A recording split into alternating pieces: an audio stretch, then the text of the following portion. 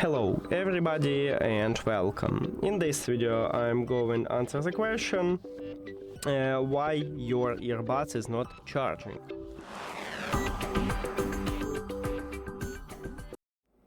Firstly, you need to remove earbuds foil, and it's located on the front side on new earbuds.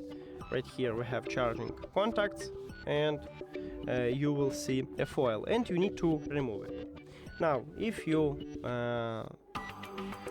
already removed it and it didn't help you, I recommend to clean your earbuds and the charging case. And at this channel we have a video about it. You can use your toothbrush, also isopropyl alcohol, and clean it. If you don't know how, you can check that video.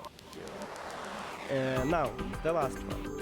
I recommended to check your cable and also a charging port on your charging case. Is it okay? And that's it.